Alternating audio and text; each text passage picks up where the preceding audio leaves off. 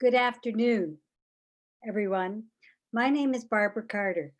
I'm a consulting editor with the New Quarterly.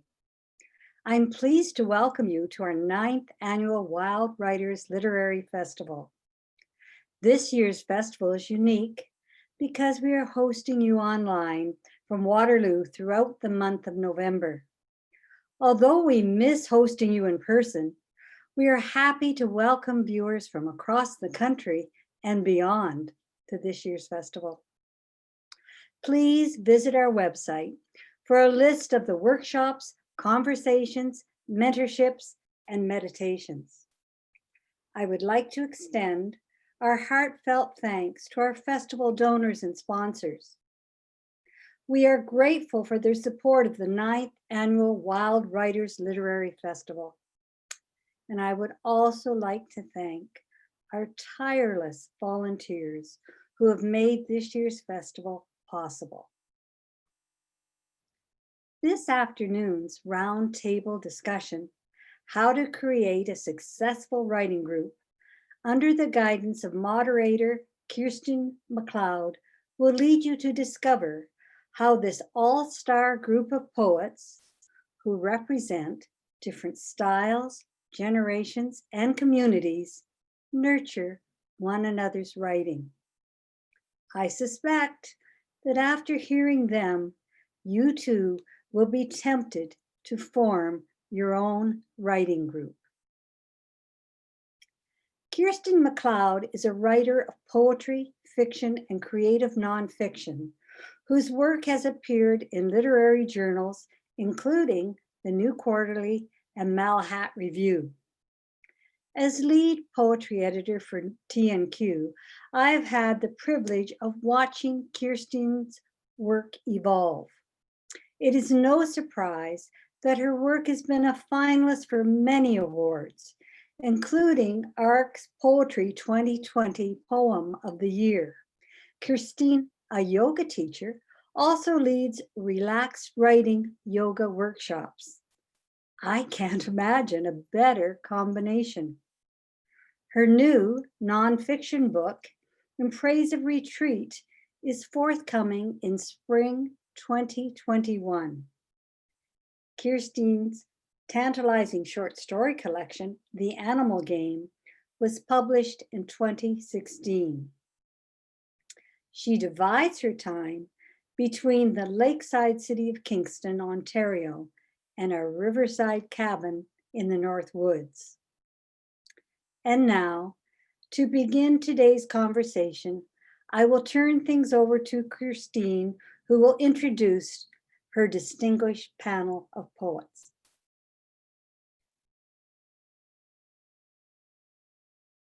Thanks so much, Barb, for that beautiful introduction. Very heartwarming. We, the Villanelles, are really thrilled to be part of this year's highly inventive Wild Writers Zoom edition. And I must say, I really love the varied program. I've enjoyed a lot of the meditations and conversations and workshops. And I really think you've done a fantastic job in these unusual circumstances. I'm really enjoying the festival. I'd like to also thank all of you who have come to hear how a writing group runs and why you might want to start or join one. And to give you the short version, it's basically the best thing you can do. So I'm sure you'll leave here convinced about that.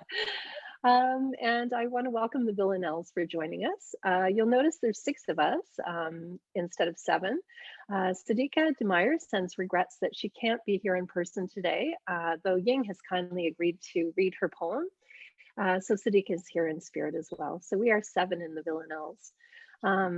I feel a little guilty now because Barb gave me that fantastic introduction. What my plan was to just say our bios are on the website, and we wanted to introduce ourselves by diving into poetry.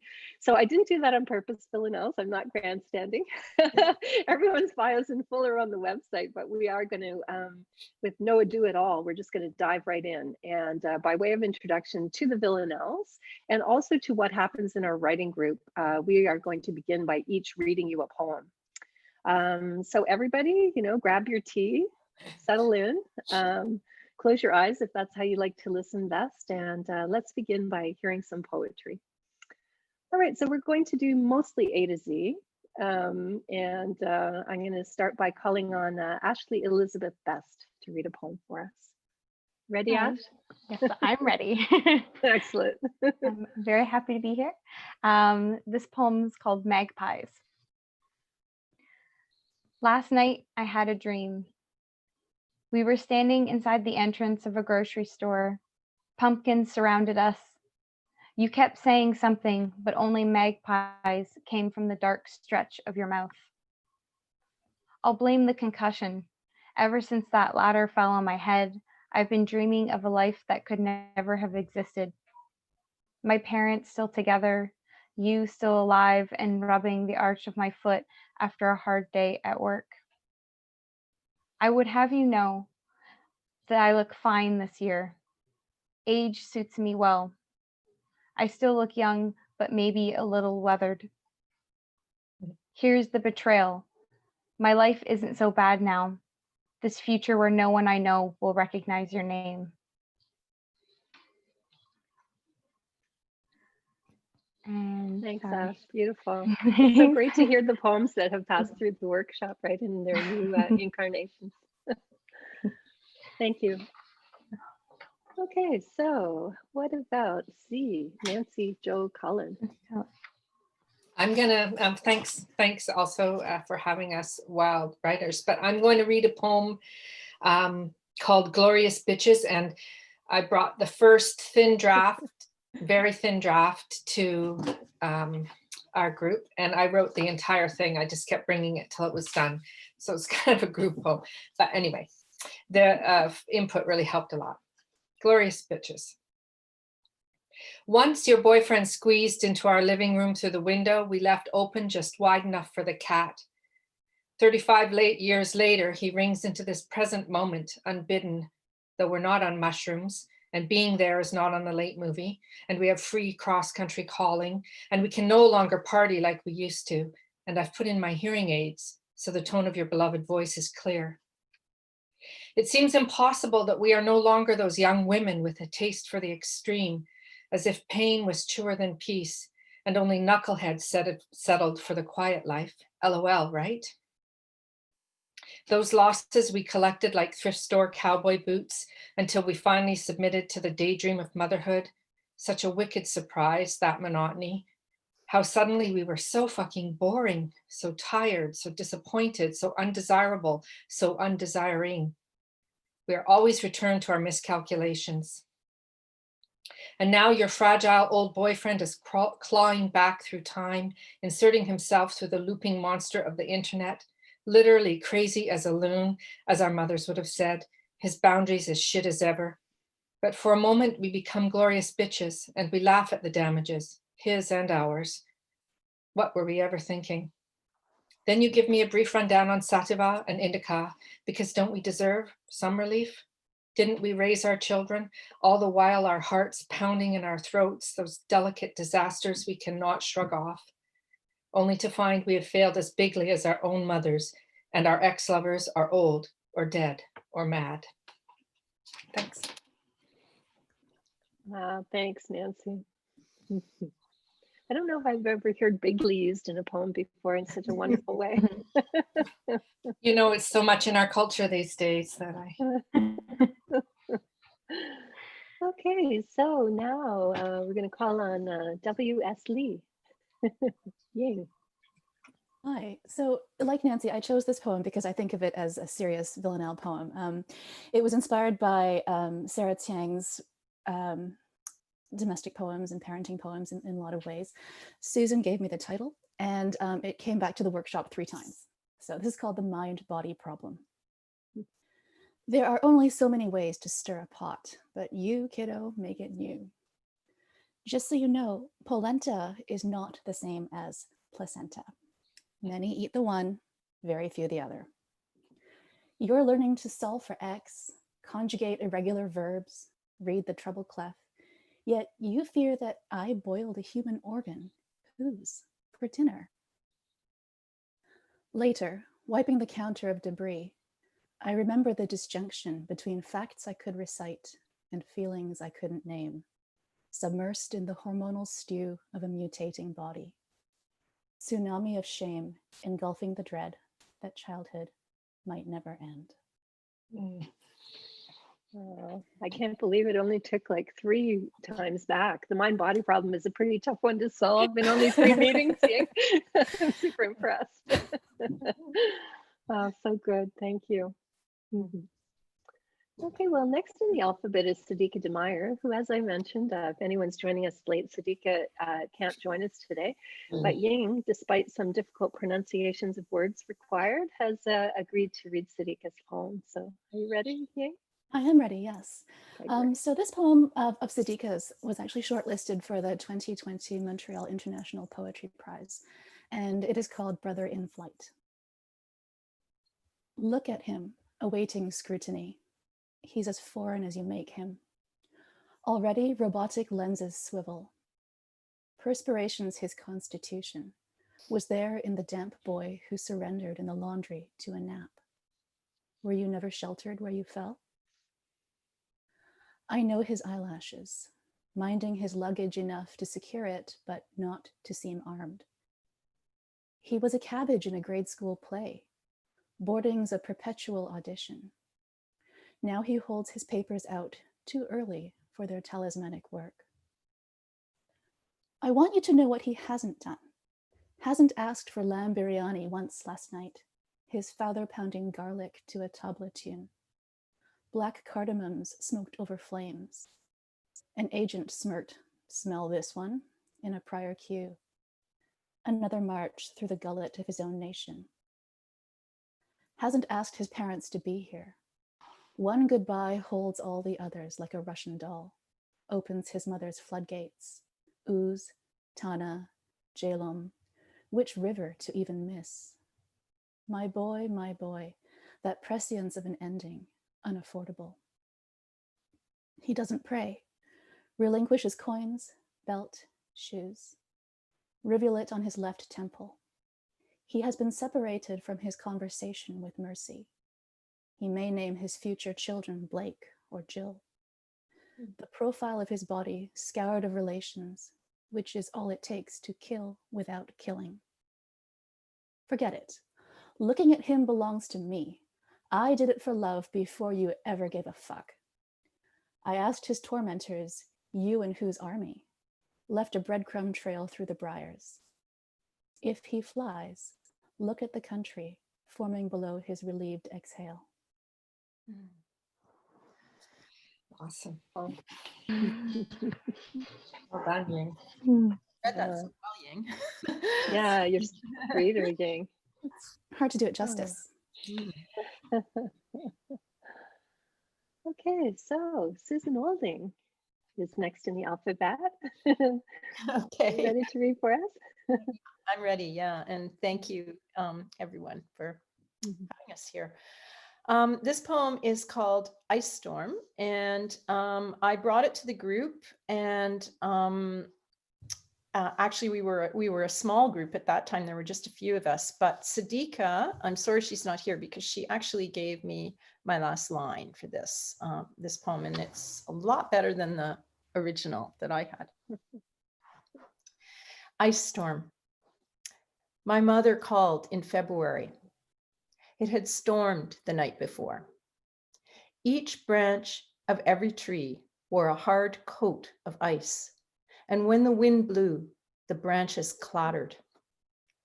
I paced our living room all the time my mother talked, peering through the window's frost-encrusted panes, thinking about the big ice storm of 1998, when the city's wires galloped and snapped, and for days we lost our heat, our light, our power. That winter, so many aging maples fell, groaning as their trunks split wide. And after the winds diminished and we dared to step outside, we saw that even the trees that stood broken, their heartwood bared, their crowns detached, with ragged lacerations where their limbs had been cut off. I paced the room as my mother talked, her voice coiled tight, coming in bleak bursts and twisted syllables.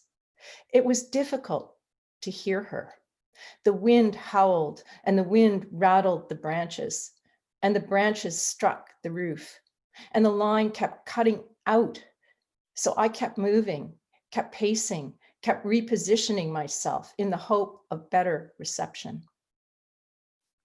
And when she told me my father was done with me, that I was not welcome in their home, that he didn't want to see me or my husband or my daughter, and from now on, he would not let her talk to me, not in person, not even on the telephone. I kept saying, I'm sorry. There's been a storm. I'm having trouble hearing. And I couldn't tell if the silence was my mother thinking or if the line was dead. Wow, thank you. That's a storm, all right. Wow, beautiful. Okay, so Sarah Tsiang.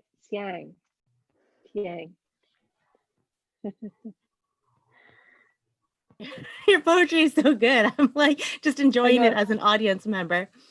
The poem that I'm going to read is actually, I wrote it for one of our original members, Wayne Westfall, who passed away in January, and we were there for a final meeting. So this is about that. It's called Happy Onions. It's a strange thing to say goodbye and mean it. We are gathered at your bedside, like so many times before, in loud and raucous poetry meetings. We were like so many crows then, a murder of us murdering our darlings. But this time, our clamorous voices are strange echoes as we stand on the precipice of your death. Next Sunday at 2 p.m., you will leave us. You've asked for nothing but poems, and the sheaf feels light as your translucent skin. I wish I could give you a casserole or a blanket. I can already feel the wind weaving through these words. My flickering voice is no light in this early January dark. But it has to be now, because by February, your old enemy, hope, might be back, weak as a late winter sun. The pain, you said, is finally worse than the fear. Before we go, you offer your paintings as parting gifts, and I choose one crowded with blossoms, heavy-headed tulips, burnished red and gold, pushing towards a blue edged with rain. It's only when I see the title that I realize I'm holding it upside down. Happy Onions, dug fresh, earth still clinging to the root tendrils. How like you to send me home with a gift from the garden, the beginning of every meal, thin skin barely holding its bounty. Beautiful. It's nice that Wayne can be here in spirit today too. Thanks, Sarah.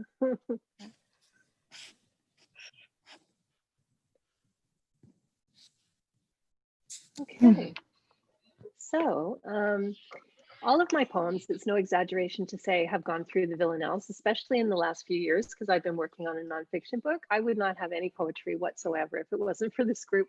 So with this one, it's still in progress. This is the one that Barb mentioned that was actually on the short list for a prize. It's now half the size it started out, and even the half-sized one, the villanelles were offering edits. So this one is still in process even. It's called Even the Smallest. You won't give up on the dying chicken, her eyes closed, pale comb listing to one side, dull feathers, no longer able to drink the dew off morning's leaves. You tuck her into a paint tray with soft rags, set her near her squabbling sisters in the coop. Afternoon sun rays pick up the exquisite burnished gold of her ruff, her amber eye when it opens as I sing to her. You open her beak, squeeze the eyedropper filled with yogurt milk, but she can't swallow. She swoons and dies in your hands. No more breath, just the wind ruffling her feathers. You cradle her and we admire her beauty, talk about all her good qualities, how she was the biggest, yet the gentlest of all the birds. From day one, 6 chickens, now 5. You dig a hole, place her in, and I bring the grave goods I promised. Chopped garden tomatoes for her avian afterlife. Sad, the loss of even the smallest. The neighbor with cancer stops by and cries, says, I love that chicken. You decide you will cover her in brown earth and plant a pawpaw tree above. She tried to kill the last one, ate all the leaves, you say, as you step on the spade and split the earth. Let's see how she feels about this one. We wind a garland of red-fruited rosehip around the sapling and over the mound, and the chickens run joyfully to peck worms from newly turned ground.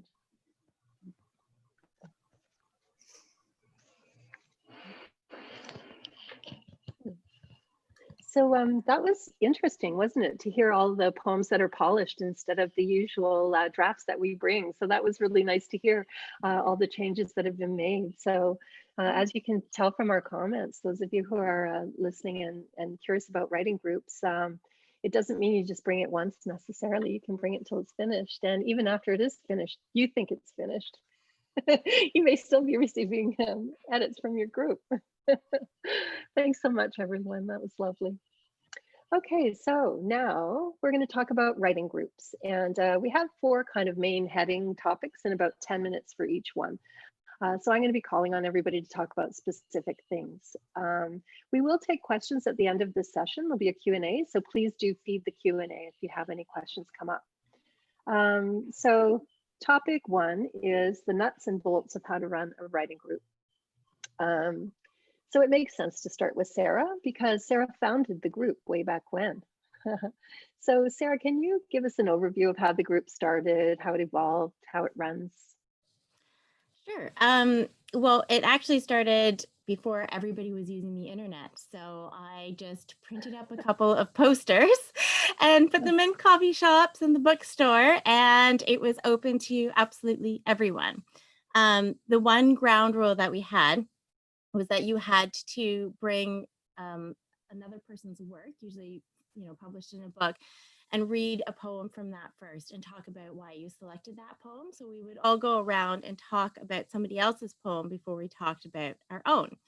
And the idea behind that was, since we were getting people from all different levels, was that you had to be invested not just in hearing your own voice, but also in hearing others. And that would mean that you would be open to learning. So that's how the group got started. And then as time went on, as babies were born and other things happened, the group would kind of expand and contract just rather naturally. We had a few layoffs, but usually not for very long. And then as people started hearing about our group, we would have people ask to join. So usually we didn't have too many. Like Susan, I remember when Susan asked to join, going to the group and saying, you guys, we've hit the big times. Susan Alding just asked to join us. Yeah. And we all did this little dance and we were like, ah.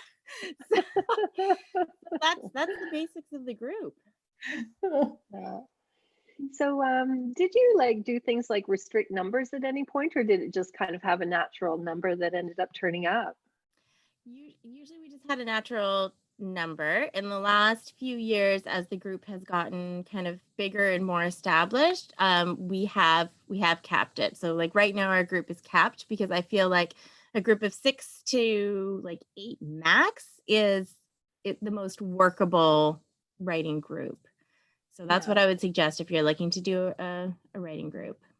Yeah, and when we have 7, we just workshop our work and we're pretty, quick moving, and it usually takes about 2 hours for the 7 of us or something like that. So that's something to think about. You might be losing your marbles by the time more than 2 hours goes by, right? Yeah. So the other thing I wanted to ask you is, what does the typical session look like? Can you explain what we do? So now now that we're all established and we have a bunch of books and things, we just give our recommendations informally for who to read. But a session usually starts with a little bit of chit chat, and then I tell everybody that it's time to start doing our work. So we usually just pick whoever is on top of our pile of work, and they read their poem. And then as a group, we just talk about the poem, and usually that talk involves a lot of questions and figuring out what the poet wants to express in their poem. And then we all work together to try to make the poem more of itself and kind of the best, most concise version of itself.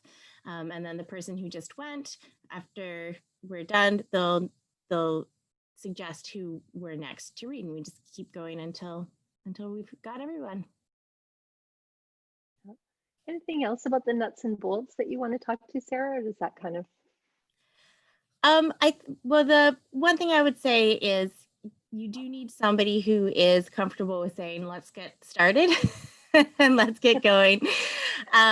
Because otherwise it's too easy for it to devolve into just, I mean, you like each other. So to devolve into chatting. So make sure you've got one of those, A-type personalities who's going to keep you on track, but then everything flows pretty naturally and smoothly.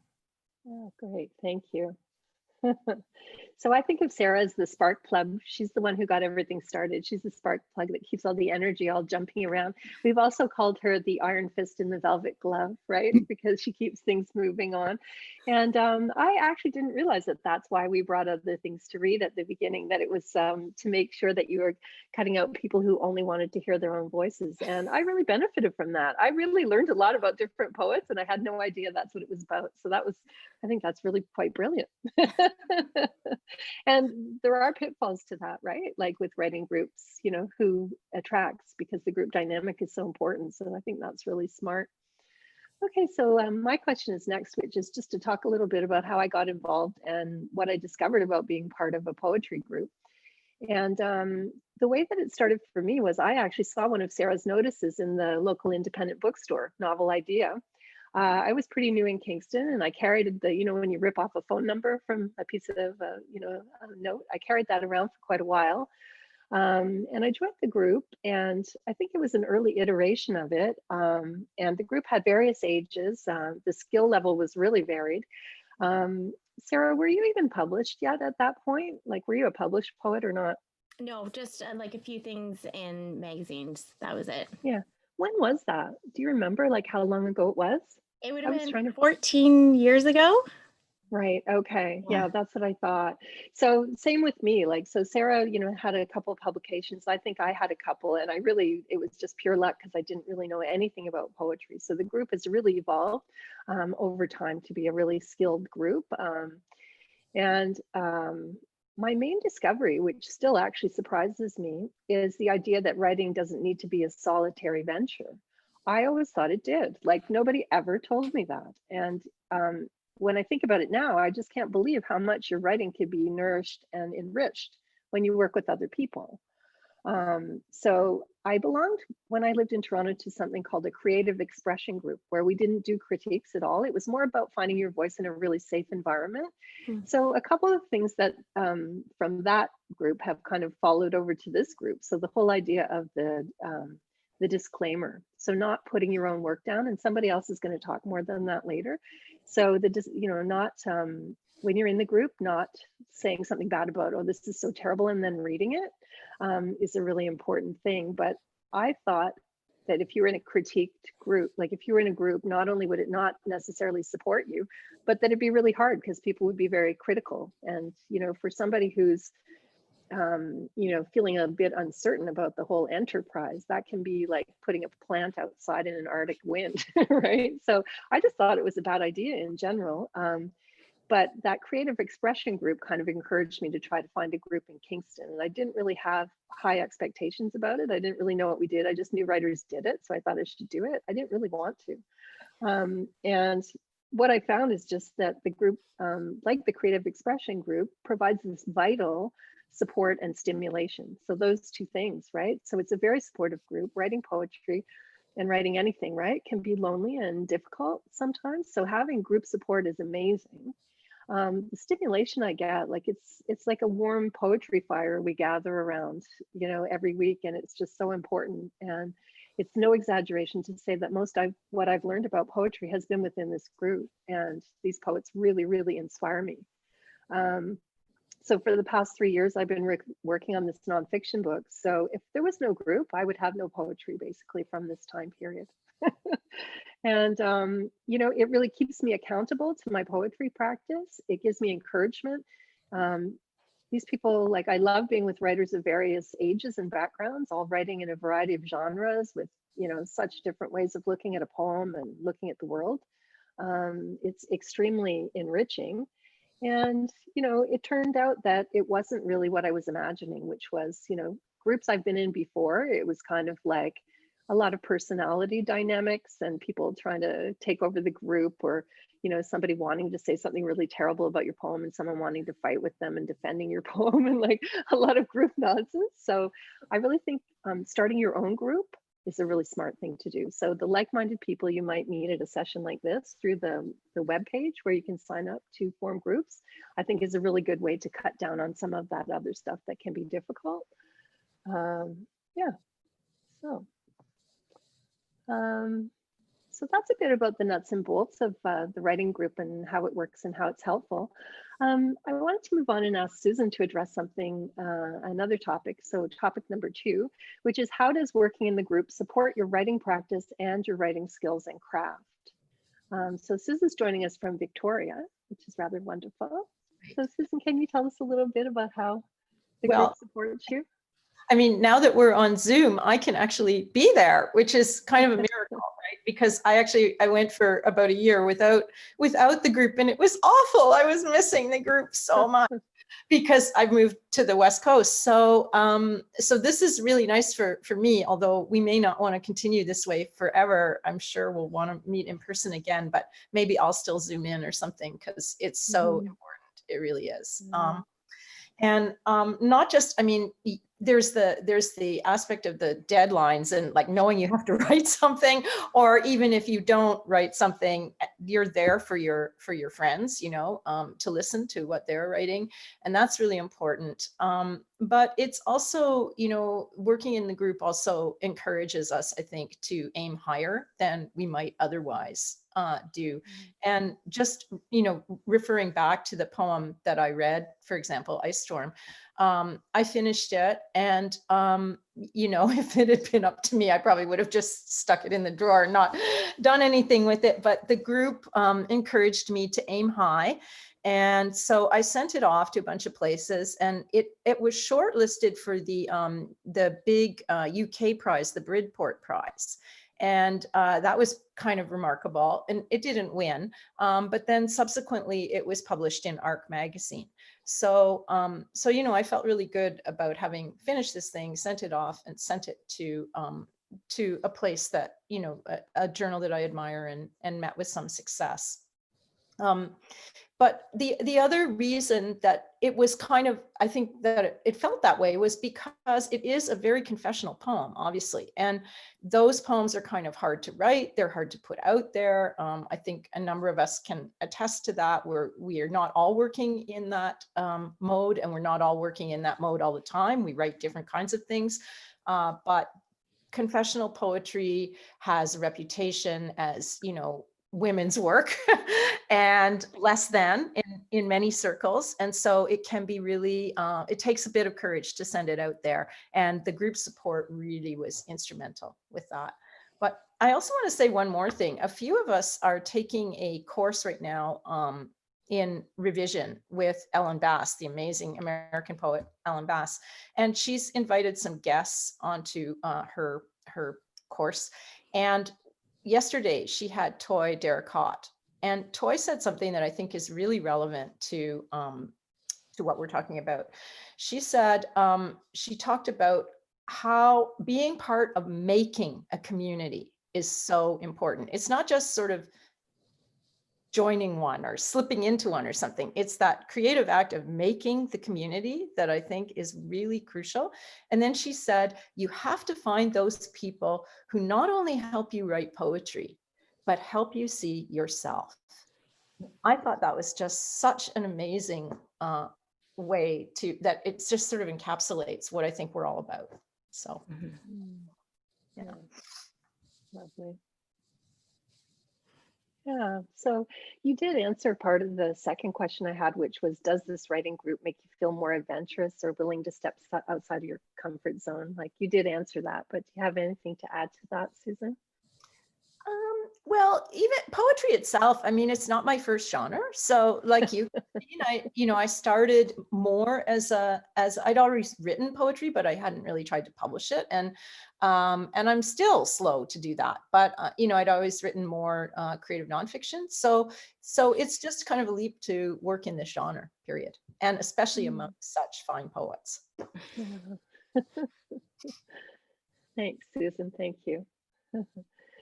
So Ying can probably relate to Susan's last comment. Ying is quite new to poetry, so it's going to be really interesting to ask Ying, how does working in the group support your craft and learning? Sure. There are sort of three things that I was thinking about when you asked me the question initially. The first is that I would probably never have tried to write a poem without the Villanelles. So I kind of tripped and fell into the group in sort of early in the pandemic. And basically I was a novelist and was feeling kind of stuck and kind of lonely. And my original plan within the group was just to sit quietly and listen and learn and hope that a little of their creative energy would rub off on me.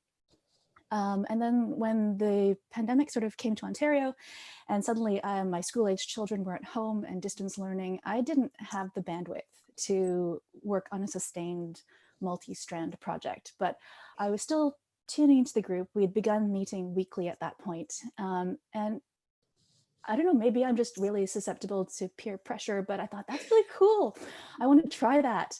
And so I did. And not only have I had this enormous pleasure of learning in a new genre, but it's had a ripple effect on my other work too. And so it's been very renewing to try new things as a mid-career writer.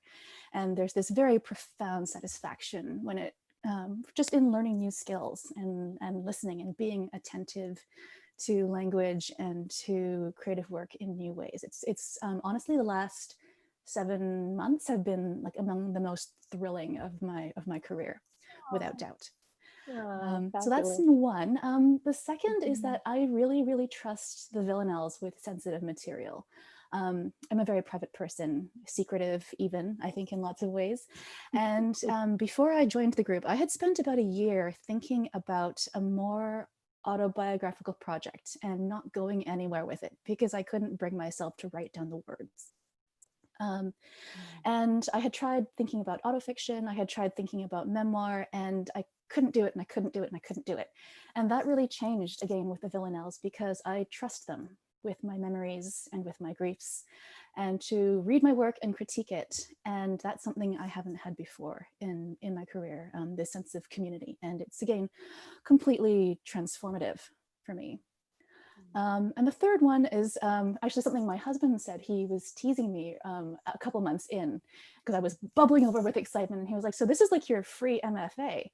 And I said, well, yeah, really it is. Because every week most weeks I bring them a poem and they teach me things about, enjambment and focus and situating the poem in a particular place. And, being specific. It's every single week. It's a craft workshop, and it's absolutely wonderful. And part of that is because I think not only are they gifted poets themselves, but they're really, really A+ people. And so you need both those elements. You need the trust and you need the careful reading. I think without both those components, you have a very unbalanced situation where you are perhaps much less likely to learn and to thrive. So that's, I think I hit all my 3 topics there. Awesome. That's great, Ying. I'm glad that we all wonder like how it happened that you haven't written a beginner's poem. Like, you're saying that your expectation was one thing. Our expectation was that you'd never written poetry before. And all of us are just wowed. It's like, wow, a natural. Okay, well, we have, does anybody else have anything that they want to chime in about the topic of, how does working in the group support your writing practice and skills and craft? We're going to move on to informed critiques, so nothing to do with that, but just if there's anything that you think would be helpful to the people who are attending about how a working group can support your practice and skills. Well, I do have one more thing, which is just that you mentioned that Sarah was kind of the spark plug. I really want to just reinforce that. She really is and has been.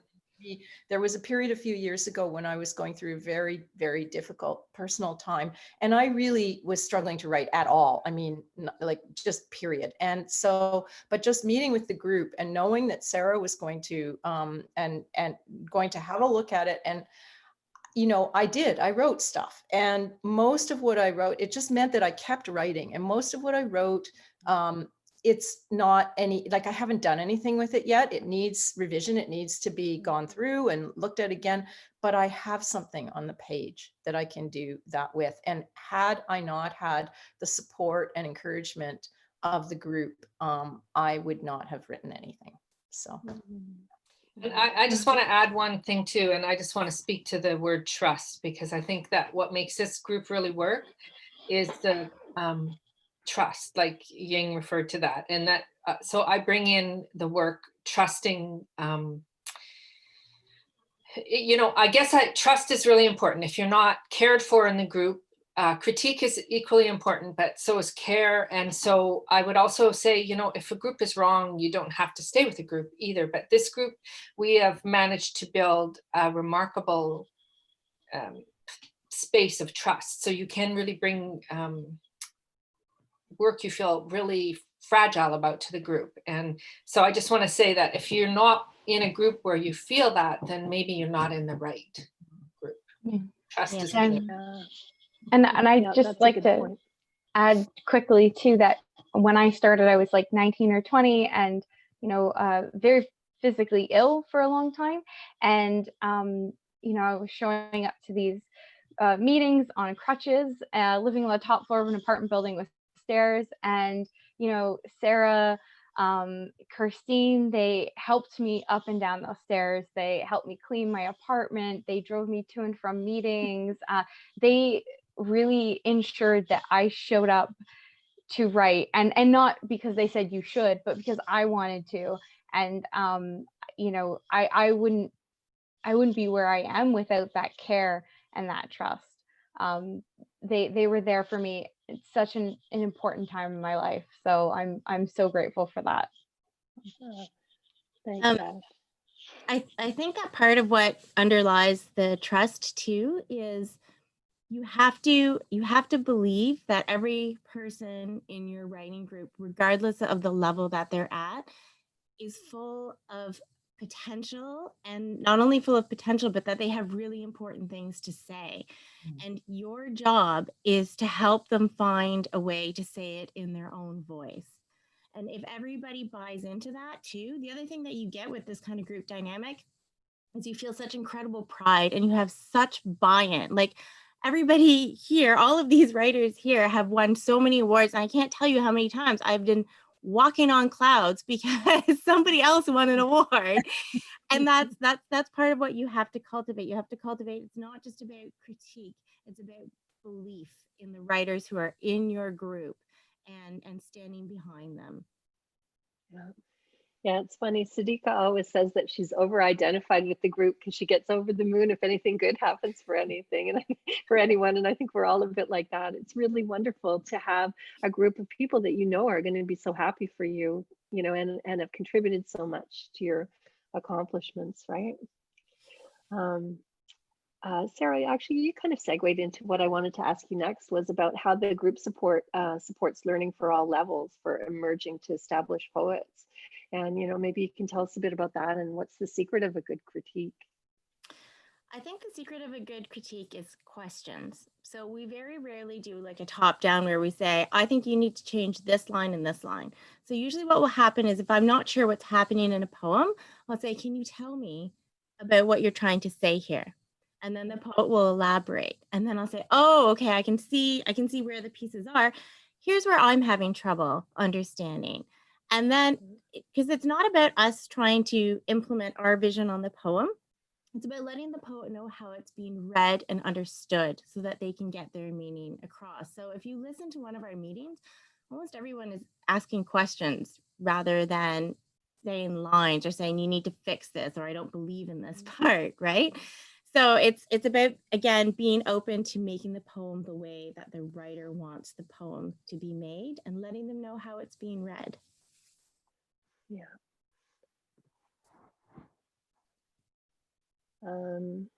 Yeah, questions. I'm still learning stuff from this group even today. Like I'm sort of noting that down, because part of what you also learn is to be better at helping other people, right? Susan mentioned it, that even if she hasn't got something, she shows up because she wants to hear what people are working on and maybe has some suggestions, right?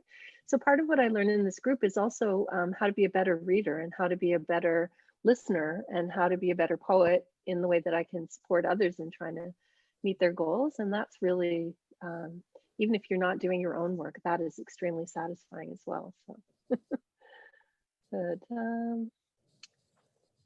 So, okay, so maybe we will move on to the topic of what is the importance of informed critiques.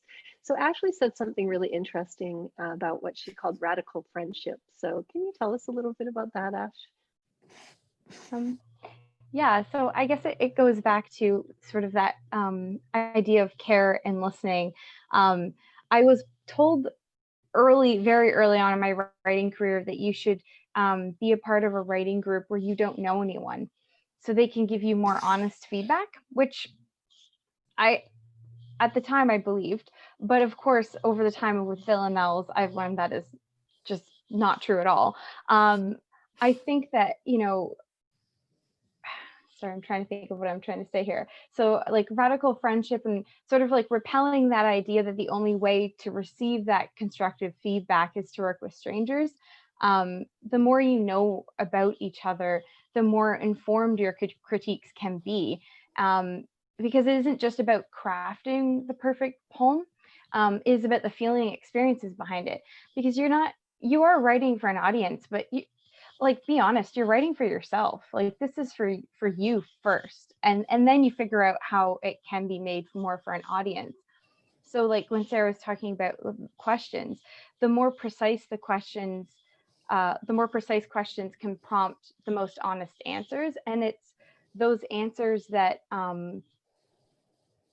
often get at the heart of the poem, what you're actually trying to say. But you wouldn't be giving those honest answers without that trust there in the first place. Because there's so many times where like for instance, the poem that I read, the original draft, I couched it in all these dense images and metaphors and a lot of nature imagery, and it didn't really make sense. And then I totally forget the question, but someone asked me the question and I said, this is about my first love dying. And, I had a dream and this is what happened. This is part of what happened in the dream. And they were like, well, then take the dream and then explain it. Like, just write it, just get right down to it, and don't couch it in a metaphor. Don't hide it. And I think that's the biggest thing I've learned, is to just say what you mean and not be afraid of it, and not be afraid that you're going to scare other people or upset them, because life is troubling and life is hard. And but sometimes, it's amazing and joyous, and you can find that joy in that. So yeah, and it all comes back to community, right? You need to have that community where that trust is established, where they can ask you those hard questions.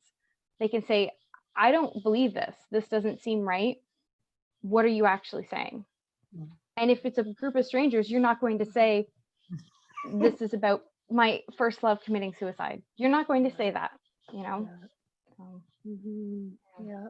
Yeah. So I'm so grateful for this group for that, because I can be honest, and I can say what I want to say more precisely.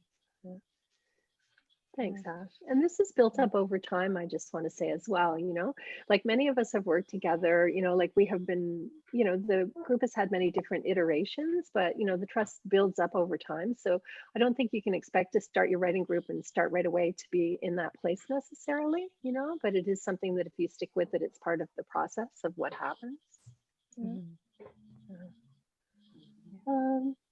Thanks, Ash. So Nancy, what do you think is the secret of a good critique? Well, I think it's been said a lot, which is that we come with questions and friendship. I think Ashley is right that the friendship is seems to really help. We have a rule in the group that you cannot apologize. If you apologize for the work that you bring, you owe money. And one day we'll buy wine. And so you're called to task for saying this isn't very good, or I don't like this, or you just, and when we were discussing this, we talked about it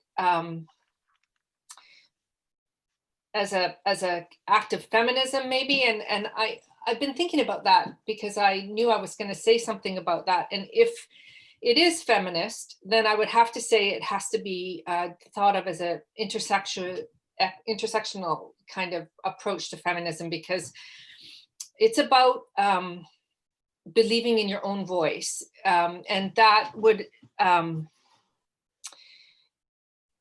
what we're saying here is that the voice is, we're seeking the voice of the writer. Each person that's working on that's bringing their poem is seeking a specific way of presenting the poem, and that voice has to be honored and respected and elevated.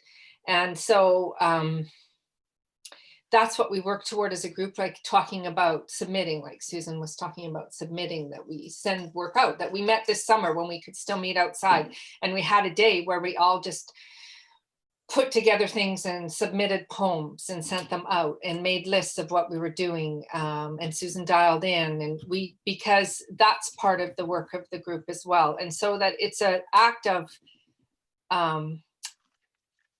elevating each other's work, and also giving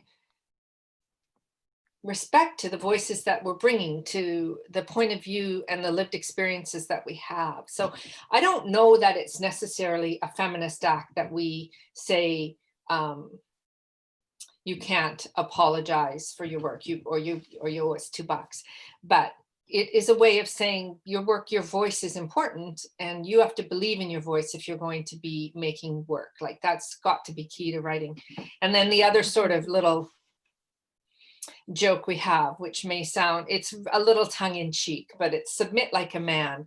And that comes off just a quippy little joke Sadika made, really, about picking yourself right up and resubmitting a rejected piece, right? Like, just work is rejected for so many reasons, and hardly ever because it's not very good. It's rejected because it doesn't fit a magazine. Like, if you've ever worked on a magazine, then you know that there are so many reasons for choosing and not choosing work, and almost none of it has to do with one piece being much better than the other.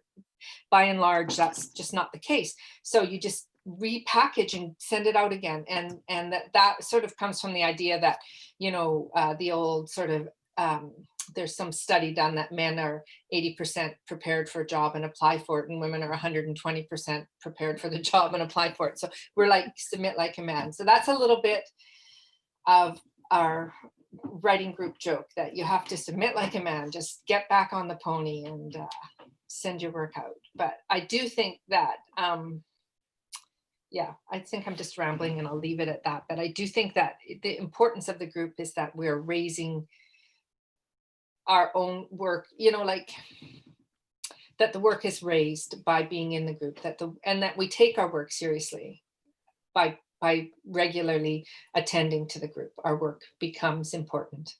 Yeah. Can I address one of the questions that had come up in the Q&A?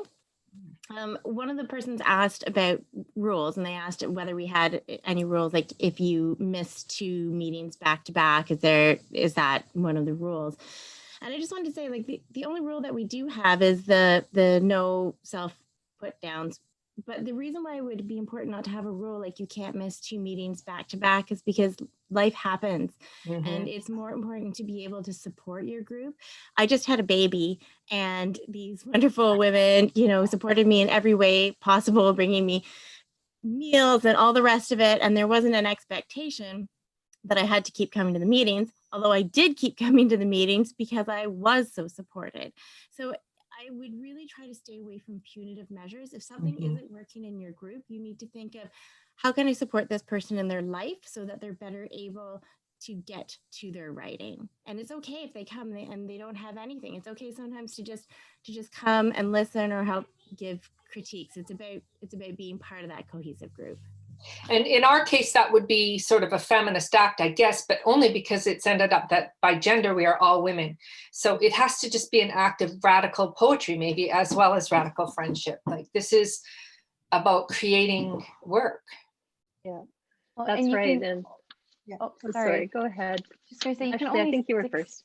You can only succeed when you're supported as well, right? It's one thing to be ambitious, but everyone has things going on in their lives. And when you have a community and people to help out, even just, like making meals or helping to buy baby clothes, or I don't know, if you're ill, someone dropping off soup, like those things really help. And yeah, not being penalized for missing anything at all. And then just sending a follow-up email. This is what you missed. We missed you.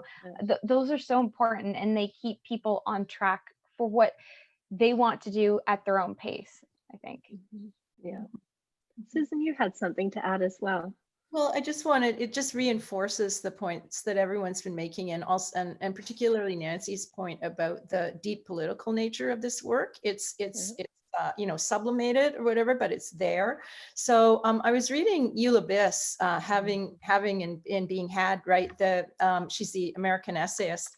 Anyway, she has a line in there that it really stuck with me. And she talks about why art is so full of promise, because communities of artists, especially poets, the people who can't make any money from this, right? There's no money to be had. It's about, even for people, even super successful poets, except maybe Margaret Atwood, there's no money in this, right? But we can serve as a kind of model for how people might live and work outside of a system that is based on profit motivation purely. And that is what I think we're all talking about in terms of community, radical friendship, support. And I just want to add one more thing, because I'm also in the Ellen Bass workshop that Susan's talking. And the other thing that Toy Derricott said on Friday that struck me, she's a woman who is someone I know very well as a leading feminist when I was a younger woman. Her politics were one that we reached toward and read about when we were educating ourselves. And what did she say? She talked about feeling like an imposter. She's 80 years old and she's still feeling like an imposter. And so if this group does anything but to take away that feeling that you are an imposter, that you don't really belong, that I think is, and if a writing group is making you feel like you're an imposter, then you're in the wrong writing group. You have to, the writing group has to help you understand that you are doing what you should be doing, and help you get to that better, help you find the way you want to say that better.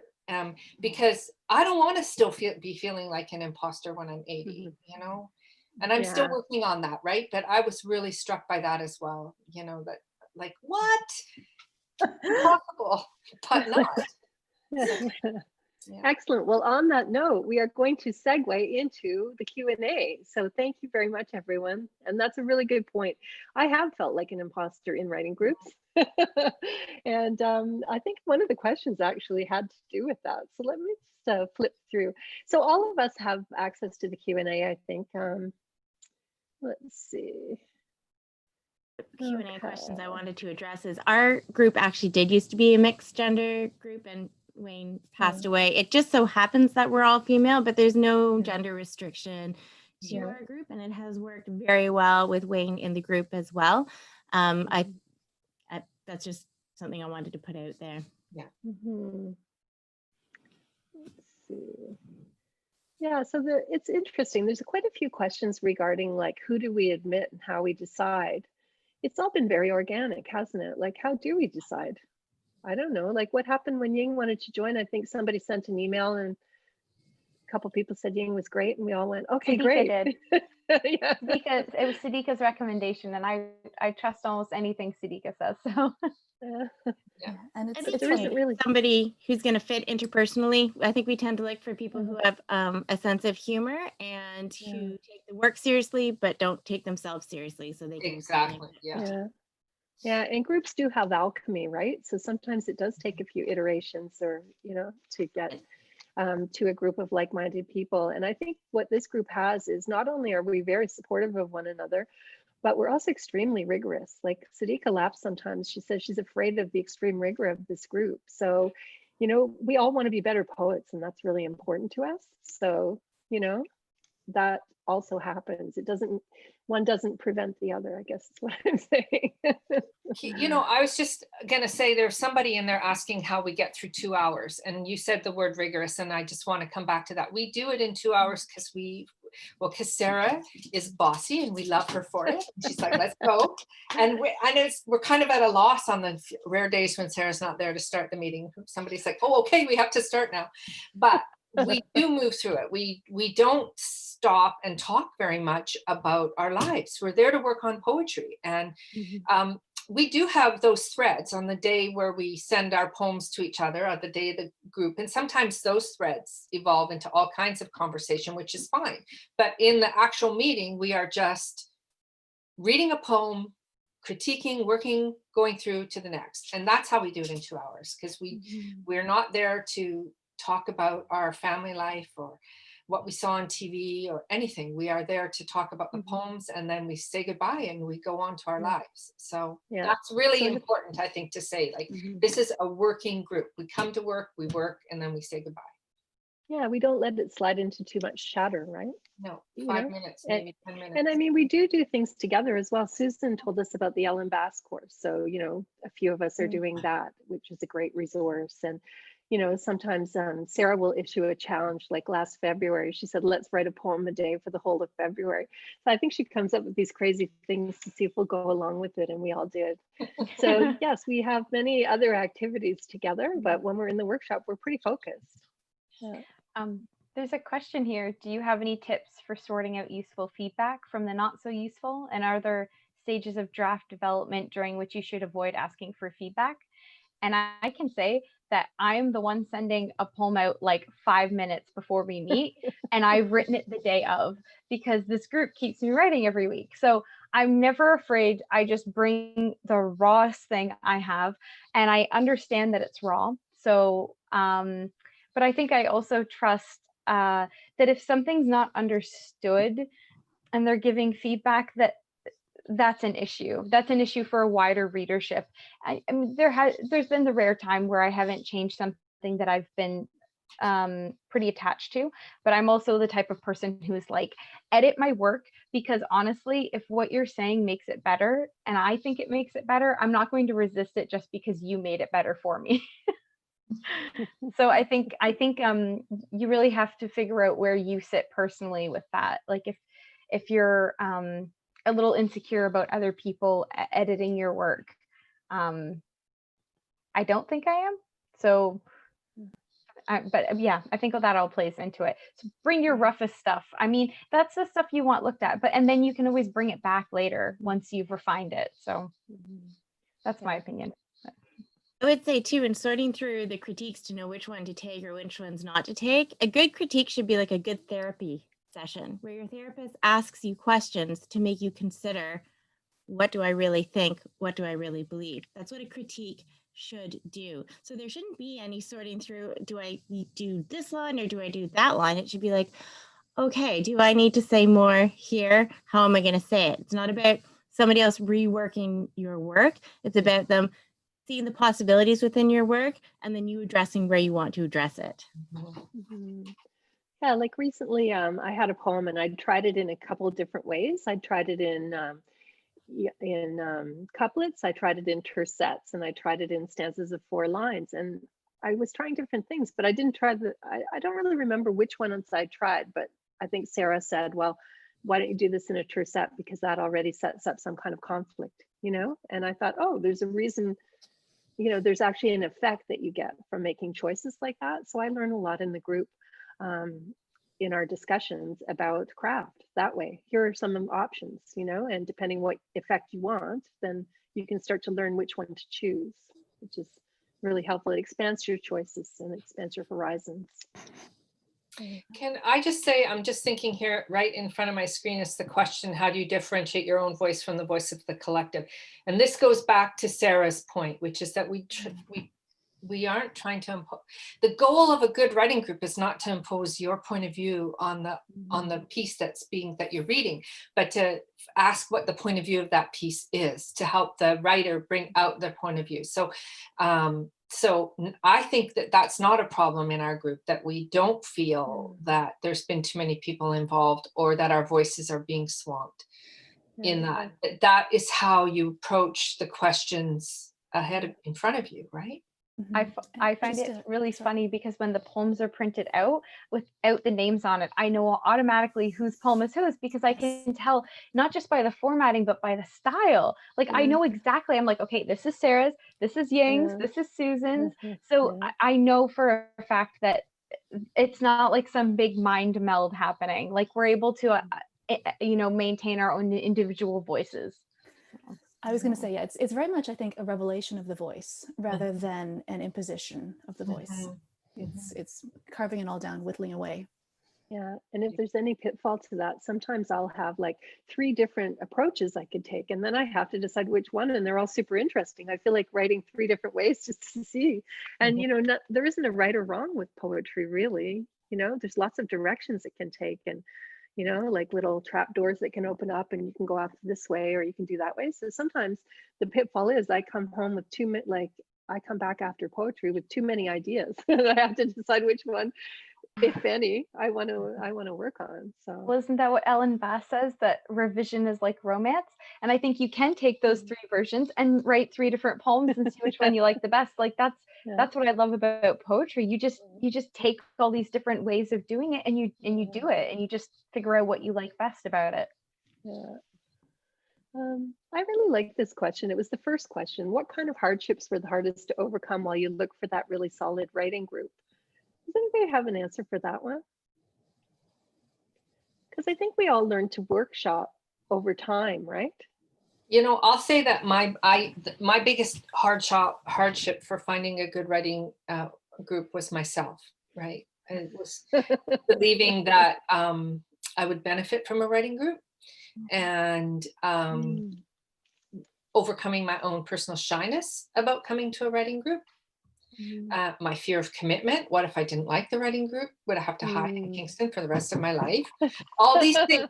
So the biggest obstacle was me. So much resistance in my own mind to how to come to a writing group when it's only been a benefit to my work.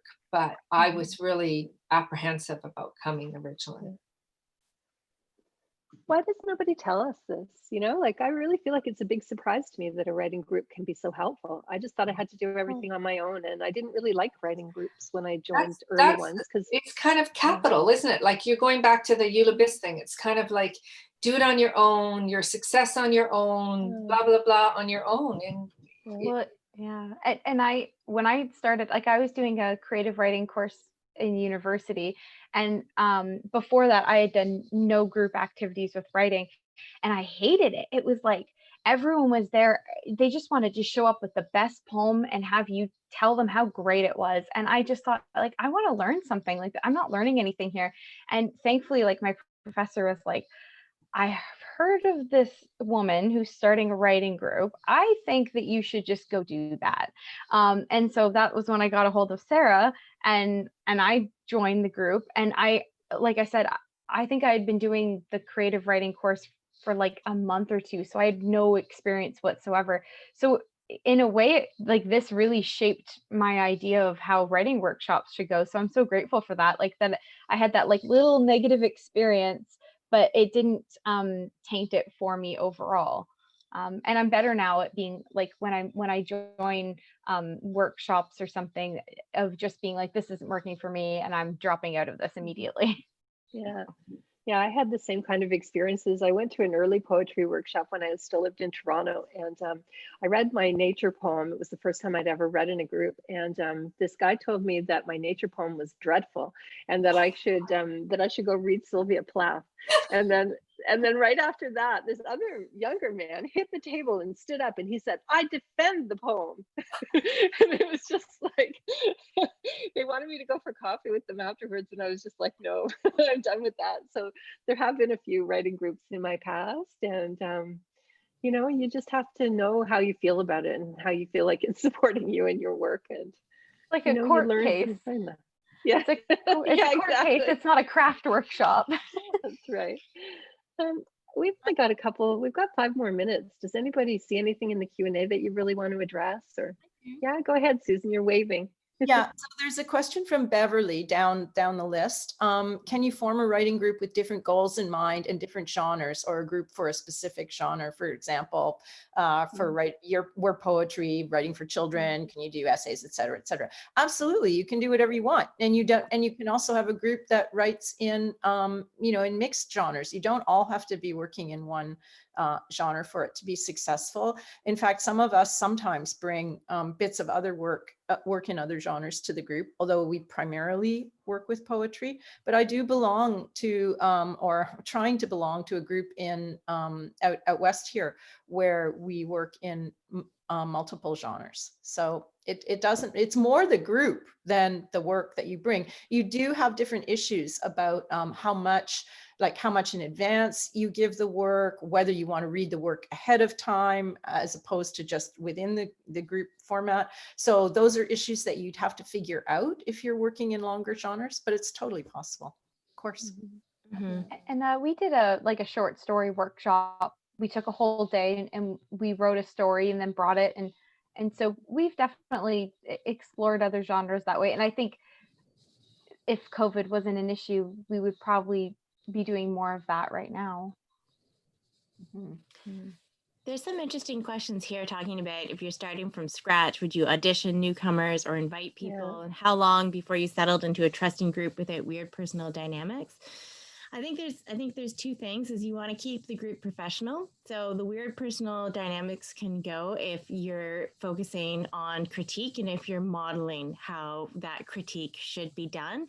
You also need, if you're going to start a group, you need to be able to shut down anything that is rude or unsupportive or any of that. So you have to be able to say, like, that's not constructive, and then move on. And people will get a sense of, okay, this is a group where I can fit in, or I only want to hear the sound of my own voice. This isn't the group for me. And you just kind of have to be patient with it and model what you want, and the group will come.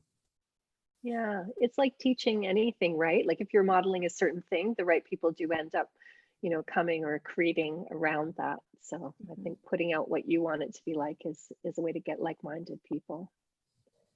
It is a bit of alchemy, right? There isn't really a recipe for it, but well, there are some things you can do, but it is a bit of alchemy as well. Mm-hmm. Yeah, because I don't think we've had to like ask someone to leave before.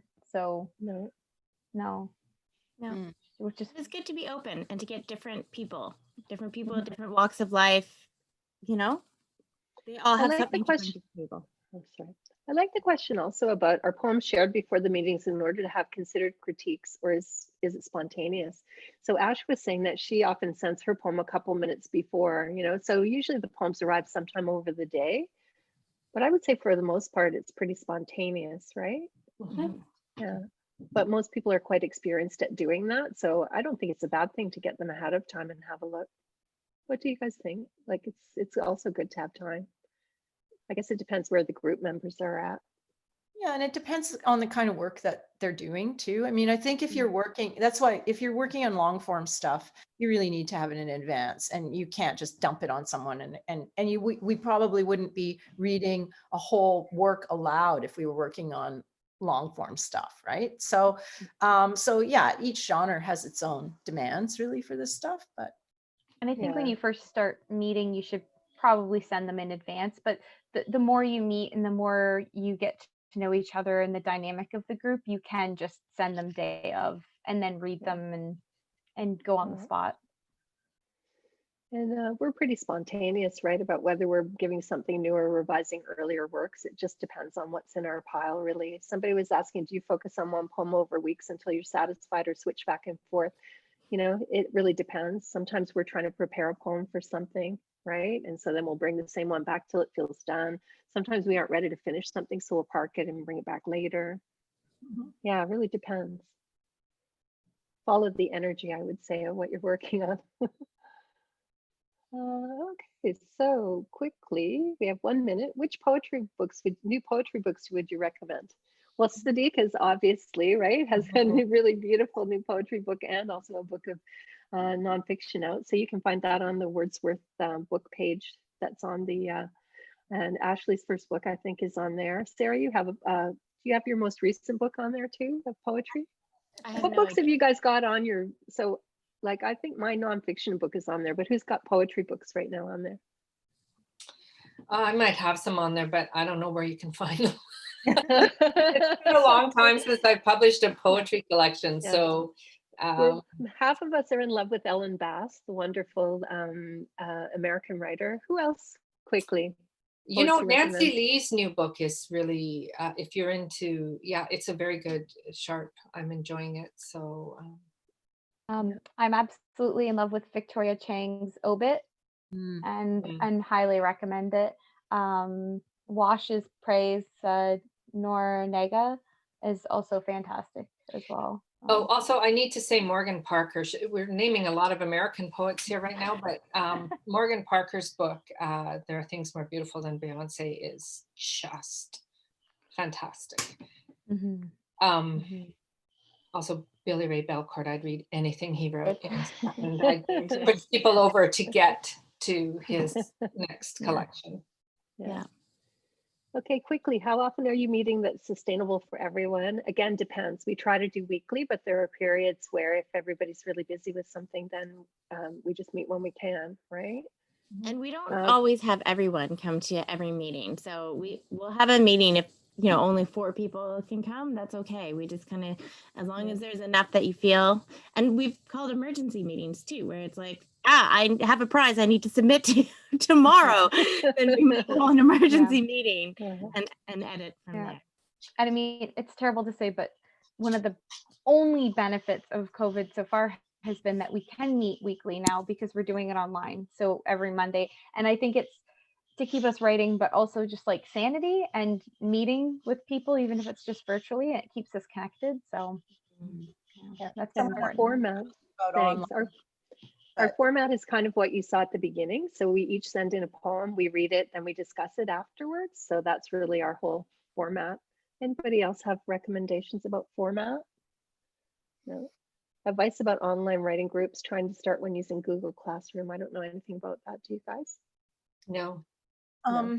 Well, I don't know about it, but I did for years have an online accountability thing with a writer. When I was living in Kingston, a friend of mine in Vancouver and I had an online Google Doc accountability thing that we did, and it was fantastic. It was really great. So, I mean, everything's online right now. So, you know, start it up on Zoom so you can meet each other kind of, sort of in person, and then see where it goes from there. You might choose a different format. Yeah, okay. And then the last question that's up here was, how much time do you put in prepping for giving feedback at the weekly meeting? Well, I think we did answer that one, which is depends when we get the poem. Sometimes we look at it ahead of time, and sometimes we look at it as when the person reads it. We, you know, maybe close our eyes and listen, or whatever we do to really listen and then discuss. I think it's important to hear the poet read the poem. Like, you can read it in advance and have a sense, but it's hard to know exactly what you want to really ask to hear it read out loud. Okay. Well, I'm doing my timekeeping. I'm 3 minutes over, so. Okay, so I just wanted to make sure that everybody knows that on the page for our event, there are a number of different things, everybody's bios. There's on the Wild Writers website, there's a book page. There's a link on our page where you can sign up in order to join a writing group or start your own group, which obviously we all recommend as being a really good thing to do. Anything else I've forgotten in terms of, yeah. And I actually don't really remember what's happening at the ending, if we're just all leaving or if somebody's going to come back on and say, Barb is here. pardon? Barb is here. Oh, Barb is here. Okay, great. Oh, hi, Barb. Hi there. Phew. Okay. Thank you, Ashley and Nancy, Joe, Kirsteen, and Sadika in spirit, Susan and Sarah, for motivating us to explore the benefits of a well-orchestrated and encouraging writing group. I think more than anything else, your enthusiasm for your trust in one another and caring for one another are very, very infectious. In closing, I think along with what Kirsteen has said, I want to remind our viewers that you can purchase the work of these writers and poets online from Wordsworth Books in Waterloo. The link to this online ordering is in the Q&A window of your screen or can be found at wildwriters.ca. Like most of the events at the festival, this session has been provided free of charge.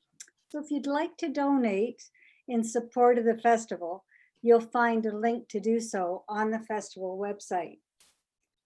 And I think most importantly, particularly for this really helpful workshop, the session's been recorded and it'll be available throughout the festival. So if you'd like to view it again and go over some of these wonderful tips that have been put forward, you can do so all month. I hope that you've enjoyed this exchange of ideas as much as I have. Don't forget, the next Wild Writers Literary Festival event is Memoirs Companions with Anita Leahy on Tuesday, November 17th at 7 p.m. Thank you all for attending this afternoon's remarkable session.